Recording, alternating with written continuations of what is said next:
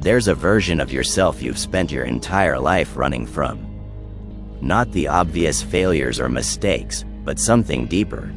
The anger you've learned to suppress. The selfishness you've been taught to deny. The ambition you've dressed up as service. The desire for power you've reframed as wanting to help. The parts of you that don't fit the story you tell yourself about who you are. Jung called this the shadow, and he understood something that most people never grasp. The energy you spend rejecting these parts of yourself is the exact same energy that could make you powerful. Not dangerous, not cruel, but genuinely, unshakably powerful in a way that people who've never met their own darkness can never be. We live in an age of relentless positivity. Every social media feed is a curated highlight reel of growth and gratitude and good vibes only.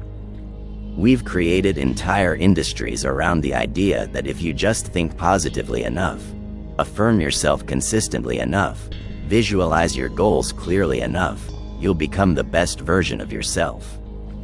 But here's what Jung knew and what all this positivity misses. You can't become whole by only accepting half of yourself. The parts you reject don't disappear. They don't dissolve under the light of your positive thinking. They gather in the basement of your consciousness, growing stronger in the dark, waiting for the moment when your conscious control slips and they can emerge in ways you never intended. Think about the last time you exploded at someone over something minor. Or made a decision that contradicted everything you claim to value. Or felt a flash of jealousy so intense it scared you. Or experienced satisfaction at someone else's failure. These aren't aberrations. They're not signs that you're broken or that you need more therapy or more meditation or more personal development. They're messengers from the shadow, trying to tell you that there's something down there that needs integration, not elimination. This is where most psychological and spiritual work goes wrong. We approach our darkness like it's a problem to solve, a disease to cure, a weakness to overcome. We want to transcend it, rise above it, leave it behind as we ascend to some purified version of ourselves. But Jung's insight was revolutionary precisely because it contradicted this entire framework. You don't overcome the shadow. You integrate it. You don't transcend your darkness. You incorporate it. You don't rise above your aggression, your selfishness, your desire for control. You learn to own them consciously so they stop owning you unconsciously. The word integration is key here. Not acceptance, which can be passive. Not suppression, which never works. Integration means taking what's been split off and making it part of the conscious whole. It means looking at the parts of yourself you've labeled as bad or wrong or unacceptable and asking a different question. Not, how do I get rid of this? But, what is this trying to give me? Because every shadow element, every rejected part, contains energy, contains power, contains capacity that you've been expending enormous effort to keep locked away. Nietzsche understood this from a different angle when he talked about the will to power. He wasn't advocating for domination or cruelty. He was describing the fundamental human drive toward growth, strength, self-overcoming. But this drive includes elements that make us uncomfortable. The desire to win, which means someone else has to lose. The ambition to rise, which means leaving others behind. The capacity for strategic thinking, which sometimes means not telling the whole truth. The ability to prioritize yourself, which means disappointing people who want you to prioritize them. Modern culture has tried to purify this will to power, to make it acceptable by stripping away everything that feels dangerous or selfish. We talk about win-win scenarios and collaborative success and lifting as we climb. And these are beautiful ideals. But they're incomplete, because the person who's never integrated their capacity for necessary selfishness will give themselves away until there's nothing left. The person who's never owned their competitive drive will sabotage their own success to avoid feeling aggressive. The person who's never confronted their desire for power will either never claim any, or claim it unconsciously and wield it badly. Jung spent his career studying how this process of integration works and what happens when it doesn't. He observed that the people who seem the most rigidly good, the most purely virtuous, the most committed to being kind and selfless and accommodating, are often the ones who end up causing the most unconscious harm. Because their shadow isn't gone. It's just operating outside their awareness. They're cruel in the name of kindness. They're manipulative in the name of harmony. They're controlling in the name of care. And they genuinely don't see it because they've convinced themselves that these dark capacities don't exist in them. This is the danger of unintegrated shadow work. You become dangerous precisely because you think you're not. You hurt people while believing you're helping them. You manipulate while thinking you're just being persuasive. You dominate while telling yourself you're just being strong. The shadow doesn't ask permission. It doesn't wait for you to be ready. It acts. And it acts most powerfully in the people who are most convinced they've transcended it. The alternative Jung offers is uncomfortable but honest. Own your darkness. Acknowledge that you have capacity for cruelty, for selfishness, for manipulation, for violence. Not hypothetically, not in some abstract sense. Actually, specifically, you, the person reading this right now, you have these capacities. They're part of being human. And the question isn't whether you have them. The question is whether you'll know you have them and choose how to channel them, or whether you'll remain unconscious of them and let them channel you. This is where the real power begins. Because when you stop spending energy maintaining the fiction that you're purely good, that energy becomes available for actual growth. When you stop trying to eliminate parts of yourself, you can start directing them. Aggression becomes assertiveness. Selfishness becomes healthy boundaries. Manipulation becomes strategic influence. Control becomes leadership, not through suppression or sublimation, but through conscious ownership.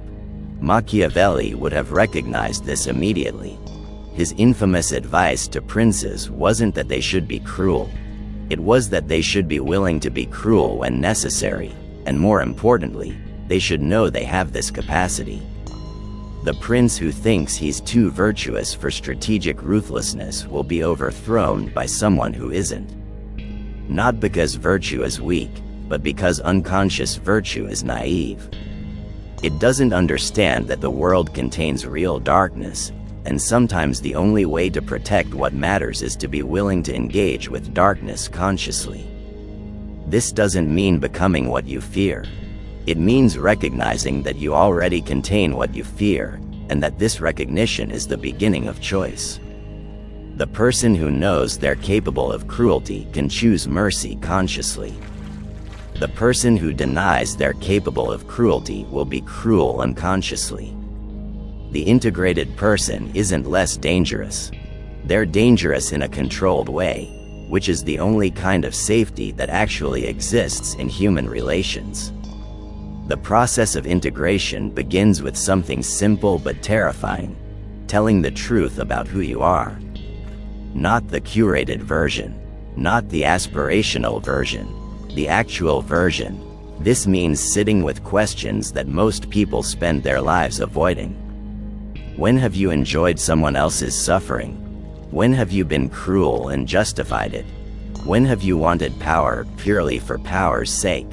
When have you manipulated someone and told yourself it was for their own good? These questions are uncomfortable because they threaten the identity you've built. We all have a story about ourselves, a narrative that explains who we are and why we do what we do. This narrative is usually heavily edited. It emphasizes our virtues and minimizes our vices.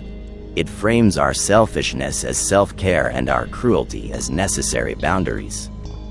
It takes our desire for control and repackages it as responsibility. And this editing isn't necessarily conscious or malicious. It's just how the ego protects itself from information it can't integrate.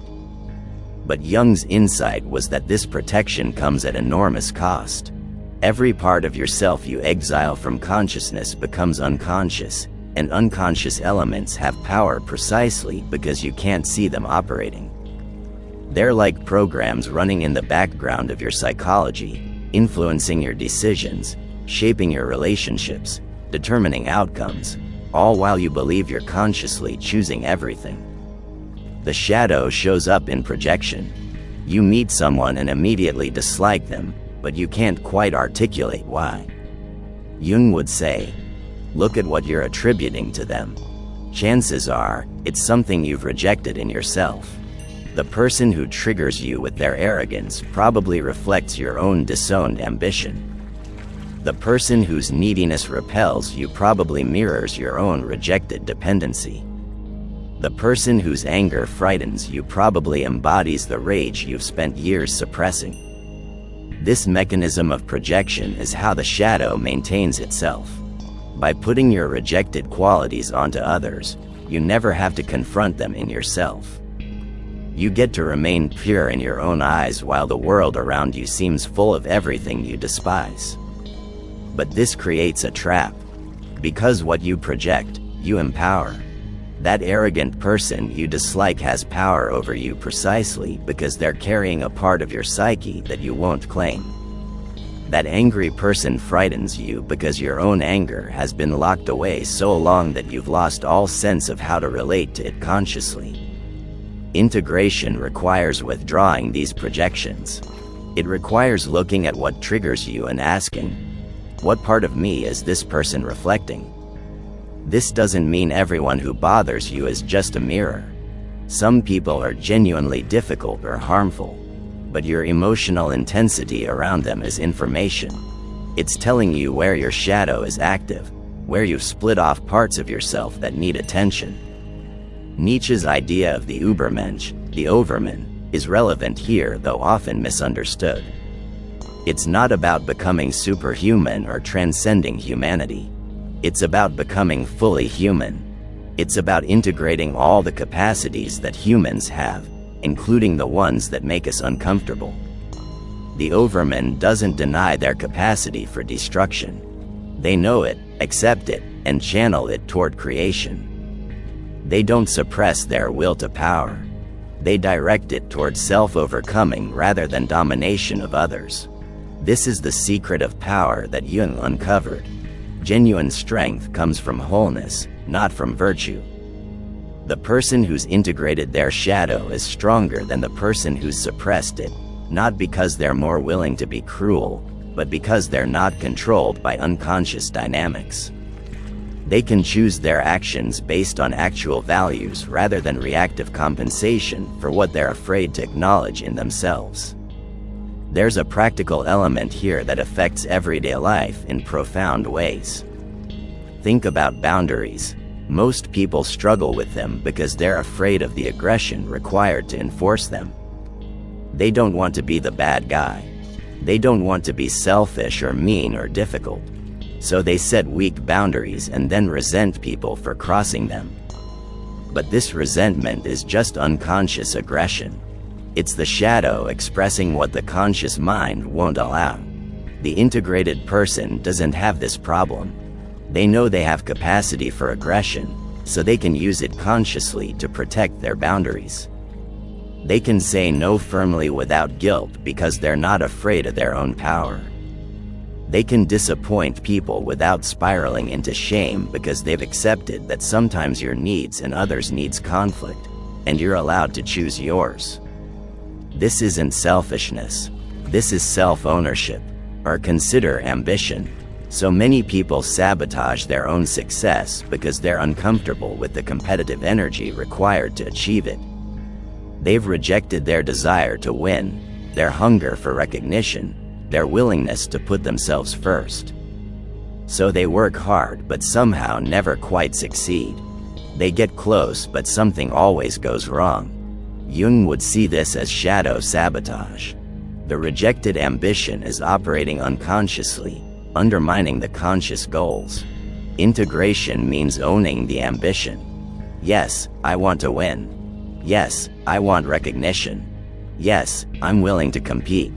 Once this is conscious, it can be directed. You can pursue success in ways that align with your values because you're not fighting yourself. You're not unconsciously guilty about wanting what you want. The energy that was going into internal conflict becomes available for external achievement. The same pattern appears in relationships. People who've never integrated their capacity for selfishness end up in codependent dynamics where they give and then explode in resentment. People who've never owned their desire for control end up being passive-aggressive, manipulating through helplessness and guilt rather than honest assertion. People who've never acknowledged their capacity for cruelty end up being cruel in subtle, deniable ways that are somehow worse than open hostility. Jung's therapeutic method was to bring these dynamics into consciousness, to help people see where they were projecting, where they were compensating, where their rejected qualities were running their lives from the shadows. And the transformation wasn't about becoming better people in the conventional sense. It was about becoming more conscious, more integrated, more whole. And wholeness, it turns out, is more powerful than virtue. This is threatening to moral systems that are based on denial rather than integration. Many religious and ethical frameworks teach that you should eliminate your dark impulses, that you should become purely good, that the goal is to transcend your baser nature. But Jung saw that this approach doesn't work. It just creates split personalities where the conscious mind is virtuous and the unconscious is monstrous. And the unconscious always wins in the end because it has access to more energy. The alternative is to build ethics on integration rather than denial. To say, yes, I have dark capacities. Yes, I could hurt people. Yes, I have selfish desires. And given all of that, what do I choose to do? This is a more robust ethics because it's not based on pretending you're something you're not. It's based on choosing your values with full knowledge of what you're capable of. The integrated person's goodness is more trustworthy than the suppressed person's virtue because it's conscious and chosen rather than compulsive and reactive. The descent into shadow work is not comfortable. It requires looking at parts of yourself that you've spent years or decades hiding from. It means acknowledging memories you've rewritten, actions you've justified, desires you've sublimated. And there's no way to do this without some degree of shame and discomfort. But Jung's promise was that on the other side of this descent is something invaluable, genuine self-knowledge. Not the edited version you present to the world, but actual understanding of who you are and what you're capable of. This self-knowledge is power in the most fundamental sense. Because when you know yourself completely, including your shadow, you become very difficult to manipulate. People manipulate us through our blind spots, through the parts of ourselves we don't want to see. They trigger our unacknowledged guilt, our hidden shame, our secret desires. But when these are conscious, when you've looked at them directly and integrated them, you can't be controlled through them. Think about how guilt is used as a social control mechanism. Someone wants you to do something you don't want to do, so they imply that refusing would make you selfish. This only works if you haven't integrated your selfishness. If you're terrified of being selfish, you'll do what they want to avoid that label. But if you've acknowledged that yes, sometimes you are selfish, and that's okay, the manipulation loses its power. You can evaluate the request on its merits rather than reacting to avoid confronting a shadow element. The same applies to shame. So much manipulation operates through shame triggers. You're made to feel that your desires are wrong, your boundaries are harsh, your ambitions are excessive. And if you haven't integrated these elements, if you're secretly afraid that these accusations are true, you'll adjust your behavior to avoid the shame. But the person who's done shadow work, who's looked at their desires and ambitions and boundaries and decided they're acceptable, can't be shamed into compliance. This is why integrated people seem to have a different quality of presence. They're not performing innocence or virtue. They're not trying to prove they're good. They simply are who they are, with a kind of groundedness that comes from self-acceptance. And this groundedness is magnetic because it's rare. Most people are so busy managing their self-image that they're never fully present. They're always calculating how they're being perceived, adjusting their presentation, hiding their shadow. The integrated person isn't doing any of that, and the relief of being around someone who isn't performing is profound. Machiavelli's political realism connects to this in interesting ways. He advised princes to understand human nature as it actually is, not as we wish it were. People are driven by self-interest, fear, ambition, desire for power. Not everyone, not all the time, but enough that a leader who ignores these forces will fail. The prince who's done shadow work understands these forces in others because they've acknowledged them in themselves. They're not shocked by betrayal because they know they're capable of it. They're not surprised by manipulation because they understand its logic from the inside. This doesn't make them cynical or cruel. It makes them realistic. They can still choose honor, loyalty, generosity, but they're choosing these consciously, with full awareness that other choices exist.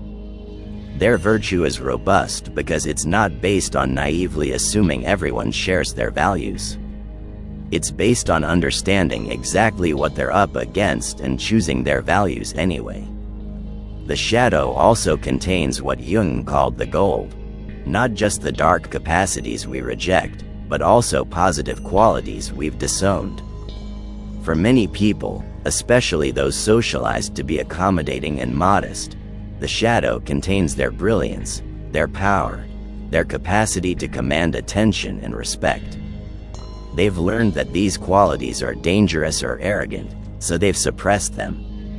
But suppressing your gifts is just as distorting as suppressing your vices.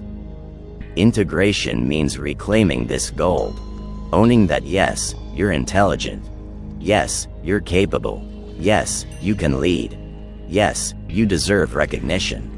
This isn't arrogance if it's accurate. It's just honest self-assessment. But so many people are more comfortable with false humility than genuine confidence because confidence feels like it violates some implicit rule about not taking up too much space. The integrated person takes up exactly the space they need. No more, no less. They're not apologizing for their existence or their capabilities. They're not pretending to be less than they are to make others comfortable. But they're also not inflating themselves or dominating unnecessarily. They're simply being accurately sized to their actual capacity. And this accurate sizing is powerful because it's real. People can sense when someone's genuinely confident versus when they're compensating for insecurity. Genuine confidence comes from integration. Nietzsche's eternal recurrence thought experiment is useful here. He asks, if you had to live your life exactly as it is, over and over, eternally, would you embrace it?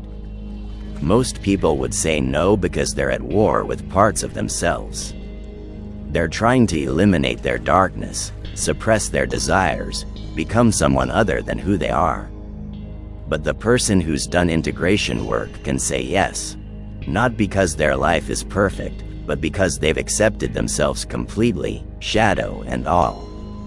This acceptance is not resignation. It's not giving up on growth or settling for mediocrity.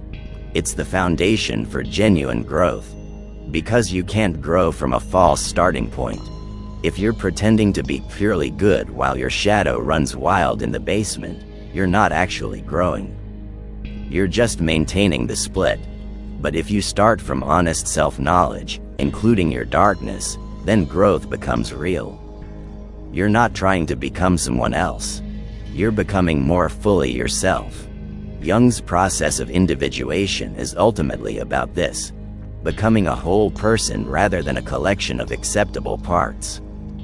It's about integrating the opposites within yourself, good and evil, masculine and feminine, strength and vulnerability, selfishness and generosity. not by eliminating one side but by holding both consciously. And this holding of opposites is what creates genuine maturity. The immature person thinks in binaries. I'm good, you're bad. This is right, that's wrong. This part of me is acceptable, that part is forbidden. But the mature person understands complexity. They know they contain both light and dark. They know they're capable of both wisdom and foolishness, kindness and cruelty, love and hate. And they don't try to resolve this complexity into simplicity. They live with it. They navigate it consciously. They make choices from a place of wholeness rather than from a split state. This wholeness is what makes someone trustworthy in the deepest sense. Not trustworthy meaning they'll never hurt you, that's not possible. But trustworthy meaning they know what they're capable of. They're not ruled by unconscious dynamics, they're making conscious choices. You can predict them not because they're simple, but because they're integrated. Their shadow isn't going to suddenly emerge and surprise everyone. It's already integrated into their conscious personality. So how does one actually do this work? How do you integrate what you've spent your life rejecting? Jung's answer wasn't simple because the process isn't simple. It's different for everyone because everyone's shadow contains different elements. But there are common practices that facilitate the journey. First, pay attention to your emotional triggers.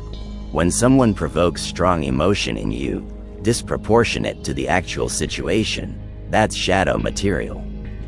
The colleague who irritates you more than their behavior warrants. The success of others that triggers unexplained resentment. The criticism that lands harder than it should. These aren't random. They're pointing to parts of yourself you haven't integrated. The practice is to turn these triggers into inquiry. Instead of justifying why that person is genuinely terrible, ask, what are they showing me about myself? What quality in them am I rejecting in me? This doesn't mean they're not difficult.